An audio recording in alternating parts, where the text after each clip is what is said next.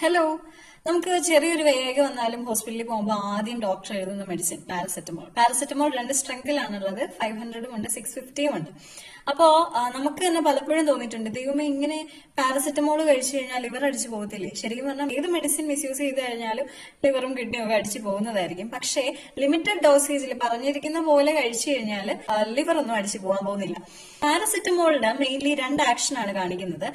Paracetamol ആന്റിപൈററ്റിക് യൂസും ഉണ്ട്, അതുപോലെ analgesic യൂസും ഉണ്ട്. അനാൽജസിക് എന്ന് പറഞ്ഞു കഴിഞ്ഞാൽ പെയിൻ കില്ലർ, അതായത് പാരസെറ്റമോൾ വേദന സംഹാരിയായിട്ട് ഉപയോഗിക്കുന്നുണ്ട്. അതുപോലെ ആന്റിപൈററ്റിക് യൂസ് എന്ന് പറഞ്ഞാൽ നമ്മുടെ ബോഡി ടെമ്പറേച്ചറിനെ മെയിൻറ്റെയിൻ ചെയ്യാൻ ഉള്ളൊരു കഴിവ് പാരസെറ്റമോളിനുണ്ട്. അപ്പോൾ ഈ പാരസെറ്റമോൾ പലപ്പോഴും ഒരു ദിവസം 3 നേരമോ 4 നേരമോ ഒക്കെ ആയിരിക്കും നമ്മുടെ വൈകാരികയുടെ ഇന്റൻസിറ്റി അനുസരിച്ച് ഡോക്ടർ പ്രിസ്ക്രൈബ് ചെയ്യുക.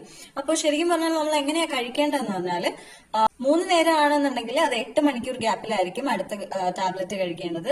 4 നേരമാണ് എഴുതിയേക്കുന്നതെന്നുണ്ടെങ്കിൽ 6 മണിക്കൂർ ഗ്യാപ്പ് അത് മെയിൻറ്റെയിൻ ചെയ്ത് പോകാൻ നോക്കണം കേട്ടോ. അപ്പോ അടുത്ത വീഡിയോയിൽ കാണുന്നത് വരെ stay happy and healthy. By.